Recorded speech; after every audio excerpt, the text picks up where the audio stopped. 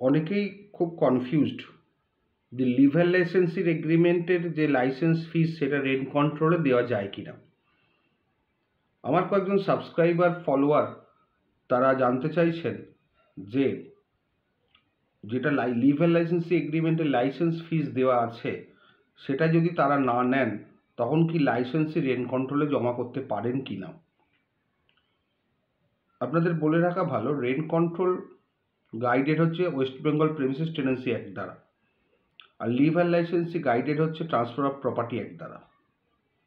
সুতরাং liver licence যে licence ফিজ সেটা কখনোই রেন্ট কন্ট্রোল জমা নিতে পারে না, রেন্ট কন্ট্রোলের এখতিয়ারে নেই। রেন্ট কন্ট্রোল শুধু রেন্ট জমা নেবে। অনেক সময় কি হয়, বাই ফ্রড অনেক সময় লাইসেন্সি যারা থাকেন, আনস্ক্রুপুলাস পার্সন যারা থাকেন, তারা রেন্ট বিল ফোর্জ করেন বা একটা ফলস রেন্ট বিল বানিয়ে নেন। সেই রেন্ট বিল রেন্ট কন্ট্রোলে জমা দিয়ে তারা ভাড়া জমা দেন, কিন্তু তারা এটা জানেন না যে রেন্ট কন্ট্রোলে জমা দেওয়া মানেই এই নয় যে সেটা বোনাফাইড। সেটা টেস্টিফাই হবে কোর্টে যে রেন্ট কন্ট্রোল ডিপোজিটটা ভ্যালিড কি ইনভ্যালিড। রেন্ট কন্ট্রোলে যদি জাল কাগজ তৈরি করে, জাল রেন্ট বিল তৈরি করে বা জাল এগ্রিমেন্ট তৈরি করে ভাড়াটা হয়তো জমা হয়ে যাবে, কারণ সেখানে অপোজিট পার্টি বা আদার সাইড বলে কেউ থাকে না, নিজেদের এফিডেভিট পিটিশন করে দিতে হয়। সেক্ষেত্রে রেন্ট কন্ট্রোল এক্সপার্টই ওগুলো অ্যালাউ করিয়ে নেয়, করে ভাড়া জমা দেওয়ার অর্ডার করা হয়। কিন্তু সেই ভাড়া জমা দেওয়াটা হচ্ছে টেম্পোরারি ইন নেচার, এবং সেটা হচ্ছে one kind of satisfaction of the tenant বা লাইসেন্সি যে তিনি রেন্ট কন্ট্রোলে দিচ্ছেন। কিন্তু রেন্ট কন্ট্রোল দেওয়া মানে এই নয় যে সেটা ল্যান্ডলর্ডের ওপর বাইন্ডিং। সেটা চ্যালেঞ্জ হয় কোর্টে। কোর্টে যদি দেখায়, কারণ কোর্টকে রেন্ট কন্ট্রোলে জমা দিচ্ছি মানেই সেটা ভ্যালিড হলো তা নয়, সেটা ভ্যালিডি শো করতে হবে। কীভাবে সই করতে হয়, কোন ডকুমেন্টসের উপর বেসিস করে রেন্ট কন্ট্রোলে যাওয়া হয়েছে, রেন্ট কন্ট্রোলে যাওয়ার আগে মানি অর্ডার করা হয়েছিল কি হয়নি, মানি অর্ডার কবে ফেরত এসছে, কবে রেন্ট কন্ট্রোলের কাছে যাওয়া হয়েছে।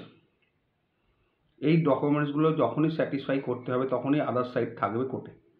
আদার সাইড মানে ল্যান্ডলর্ড পক্ষ বা লাইসেন্সার, তারা কোর্টে তখনই বলবে যে এই রেন্ট বিল আমার ইস্যু করা নয়, এটা ফোর্সডলি হয়েছে, ঠিকমতো ভাড়া টেন্ডার হয়নি, মানি অর্ডার হয়নি, কোনোভাবে সামাও ম্যানেজ করে রেন্ট কন্ট্রোলে জমা দেওয়া হয়েছে।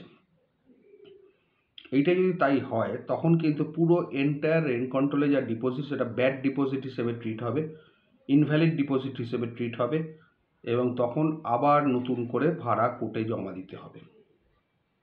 এটা গেল ভাড়ার কথা। এবার লাইসেন্স ফিস যদি কেউ ফোর্সড করে, ফরজারি করে, ফ্রড করে রেন্ট কন্ট্রোলের কাছে জমা দেয়, যেরকম বললাম কোনো ফেক টেনেন্সি এগ্রিমেন্ট বানিয়ে, ফোর্সড রেন্ট বিল বানিয়ে, ম্যানুফ্যাকচার করে যদি রেন্ট কন্ট্রোলে ভাড়া জমা দেয়, সেটাও কিন্তু লাইসেন্সারের ওপর বাইন্ডিং হবে না। লাইসেন্সার এভিকশনের মামলা করবে আন্ডার ট্রান্সফার প্রপার্টি অ্যাক্ট। যখনই লাইসেন্সি দেখাবে, রেন্ট কন্ট্রোলের চালানগুলো কোর্টে ফাইল করবে যে আমি অলরেডি ভাড়া জমা দিয়েছি, সেগুলো অ্যাবসলিউটলি ব্যাড ডিপোজিট হবে। কোর্ট সেইগুলো অ্যাকসেপ্টই করবে না, কারণ রেন্ট কন্ট্রোল হচ্ছে West Bengal premises tenancy act, আর লিভার লাইসেন্সের মামলা হচ্ছে ট্রান্সফার প্রপার্টি অ্যাক্ট। সুতরাং কোর্টে এন্টার ডিপোজিটটা ব্যাড ডিপোজিট হিসেবে ট্রিট হবে, এবং ওই ডিপোজিটের কোনো বেনিফিট লাইসেন্সি পাবে না, লাইসেন্সারও বাইন্ডিং হবে না।